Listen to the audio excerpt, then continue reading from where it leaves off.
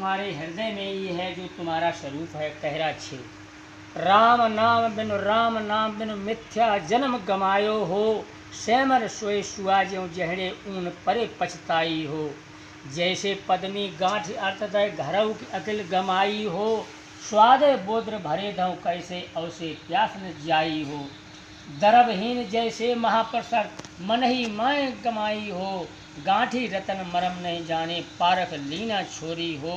कहाँ कबरी अवसर बीते रतन मिले बहुरी हो। हे मनुष्य, जिसका नाम राम है, उस निज आत्म तत्व के ज्ञान तथा उपासना बिना तूने अपने नर जन्म को व्यर्थ ही खो दिया।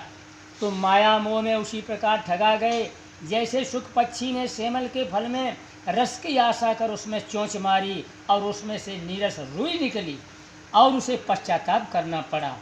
और जैसे मदरा पीने वाला अपनी जेब से पैसे देकर मदरा पीता है और पास की बुद्धि भी खो बैठता है, भला स्वाद मात्र लेने से पेट कैसे भरेगा। ओस चाटने से कहीं प्यास जाती है। जैसे धनहीन आदमी लंबी लंबी योजनाएं बनाने के बाद भी कुछ कर न सकने के कारण केवल मन में संताप करके रह जाता है, वैसे आत्माराम धन के ज्ञान बिना आदमी धर्म के नाम पर भटकता है। राम रूपी रतन तो सबकी अपनी गांठ में हृदय में ही है, परंतु लोग इस रहस्य को नहीं जानते। हाँ, पारखी सदगुरु जिसे परखा देते हैं, वह अपनी परख से, परीक्षा एवं ज्ञान से उसे जान लेता है और उसे सारी जड़ ग्रंथियों से छुड़ा देता है। कबीर साहब कहते हैं कि आज स्वजन राम जन्म का सुनहला अवसर बीत जाने पर ये राम रतन नहीं मिलेगा, आत्मबोध नहीं होगा, अतएव शीघ्र सावधान। मनुष्य समझता है कि हम धन, भवन, परिवार, विद्या, अधिकार आदि से संपन्न हैं तो हमारा जीवन सार्थक है, किंतु दीर्घ दृष्टि वाले संतों ने जीवन की सार्थकता एवं निरर्थकता पर अपना भिन्न दृष्टिकोण रखा है, जिसे समझाने पर संसारी लोग भी समझते तो हैं, परंतु उस समझ में स्थिर नहीं हो पाते। पुनः माया में भूलकर उसी की उपलब्धि में अपनी सार्थकता समझने लगते हैं। संत कहते हैं कि मनुष्य संसार के सारे प्राणी पदार्थों को पाया, परंतु अपनी अंतरात्मा को नहीं पाया, तो क्या पाया। जीवन की सार्थकता है राम में रमने में, और एक और आत्मा राम है और दूसरी योग भोग काम। सदगुरु कबीर कहते हैं कि यदि मनुष्य अंतरात्मा को न समझा, उसमें नहीं रमण किया, तो कुछ नहीं पाया। आत्मा राम की स्थिति बिना संसार का सब कुछ पाकर भी मानो उसने अपने जीवन को व्यर्थ गमा दी, क्योंकि माया चाहे जितनी मिले वह अंततः छूट जाएगी, और आत्मा राम तो व्यक्ति का निज स्वरूप ही है, वह उससे अलग हो ही नहीं सकता। अतएव उसी के बोध तथा स्थिति में जीवन की सार्थकता है। इसीलिए सदगुरु ने इस कहरा में राम के बिना जीवन मिथ्या बताया। सैमन से सुआजियो जहरे ऊन परे पछताई हो, माया आसक्त जीव को अंत में उसी प्रकार हाथ मलमल कर पछताना पड़ता है। जैसे सुख पक्षी को सेमल फल के सेमल के बाद जब उसमें सूखी रुई निकलती है तब पछताना पड़ता है। सेमल के पेड़ बड़े बड़े होते हैं, बसंत में उसमें बड़े बड़े लाल लाल फूल खिलते हैं, और ऐसे खिलते हैं कि पूरा पेड़ लाल फूलों से ढक जाता है। सुख पक्षी उन्हें देखकर बहुत खुश होते हैं कि इनमें फल आएंगे, तब हम उन्हें खाकर तृप्त होंगे। फूल के बाद फल आते भी हैं, फल भी बड़े बड़े देखने में शोभायमान होते हैं। सुख पक्षी की आशाएं और बढ़ जाती हैं। जब फल पक जाते हैं, सुख पक्षी उसमें चोंच मारते हैं कि अब इनका स्वाद चखें। तब सेमल के फल फूटते हैं और उनमें से नीरस रुई निकलती है। ये दशा देखकर सुख पक्षी निराश होकर उड़ जाते हैं, परंतु वे मूढ़ अपने बसंत में पुनः उसी सेमल का सेवन करते हैं। इसी प्रकार वे पूरा जीवन सेमल से ठगाते रहते हैं। मनुष्य की दशा यही है, वह अपनी रसभरी लगती हुई जवानी, युवती, पत्नी, मनोहर बच्चे, मकान, धन प्रस्ताव देकर उसमें भूल जाता है। समझता है इससे बड़ी उपलब्धि क्या होगी, इससे बड़ा सुख क्या होगा, परंतु थोड़े ही दिनों में अपना ही जवान शरीर ढीला हो जाता है। युवती पत्नी रूखी और अनसुहाती हो जाती है। जो पत्नी एक दिन भ्रमवश स्वर्ग लगती थी, वह पीछे नरक लगने लगती है। जिन बच्चों से बड़ी आशा थी, उनसे मन उदास हो जाता है।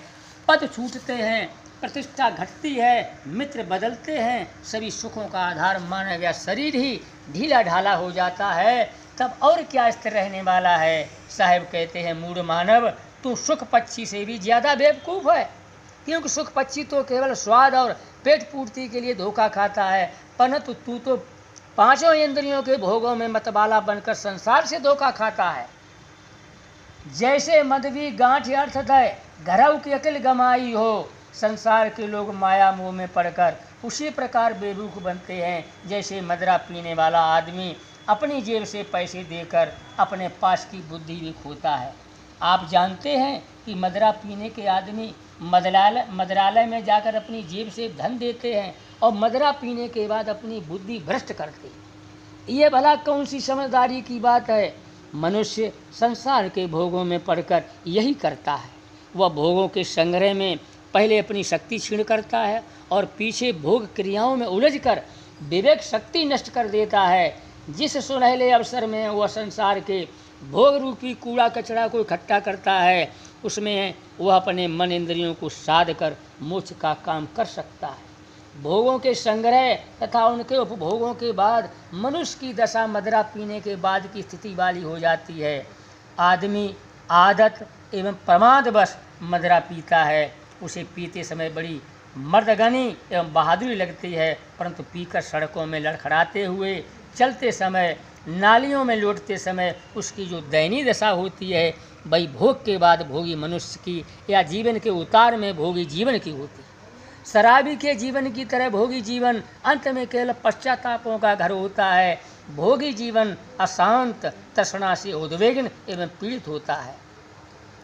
स्वादे बोद्र भरे धौ कैसे ओसे प्यास न जाई हो, भला केवल स्वाद से पेट कैसे भर सकता है और ओस चाटने से प्यास कैसे जाएगी।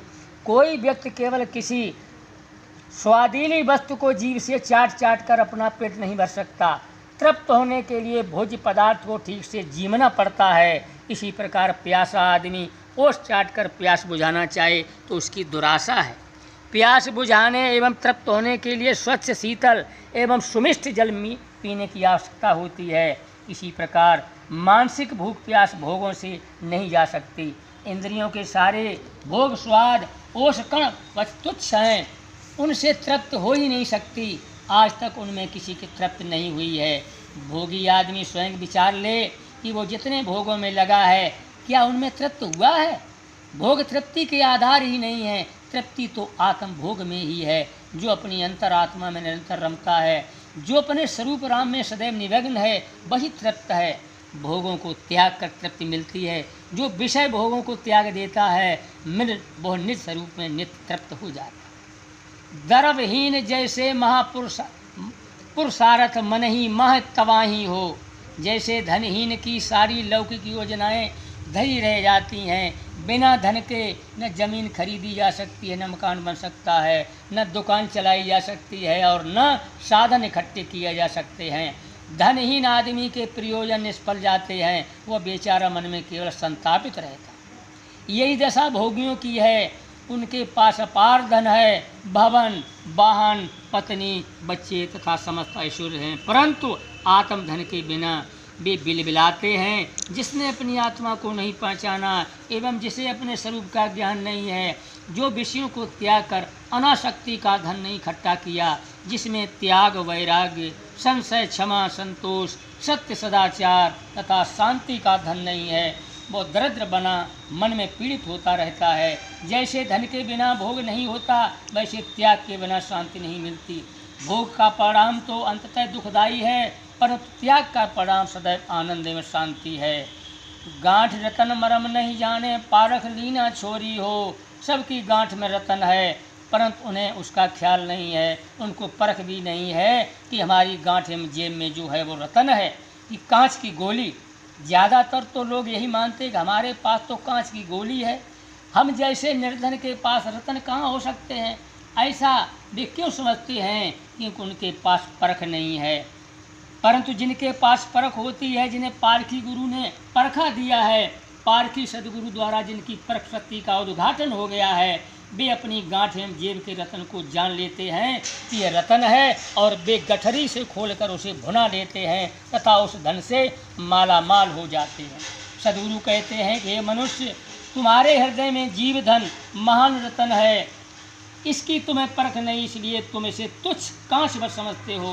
तुम्हें भ्रम है, यह देहाभिमानी जीव तो अंश, प्रतिबिंब, आभास, अल्पज्ञ, अज्ञानी एवं तुच्छ है।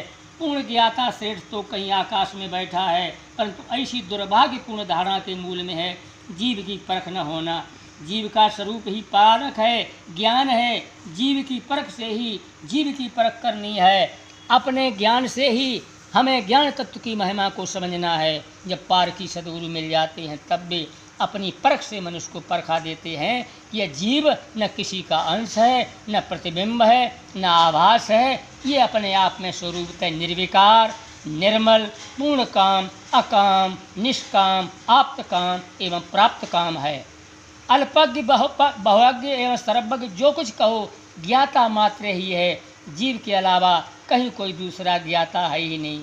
जीव के अलावा कोई ज्ञाता है, यह जीव की ही कल्पना है। निश्चित है कि जीव संसार का अल्प ज्ञान रखता है, इसलिए ये कल्पना करता है कि एक कोई ऐसा होगा जो सब कुछ एवं सारे संसार के कण कण को जानता होगा, परंतु ये केवल कल्पना है। बोल सतगुरुदेव की जय।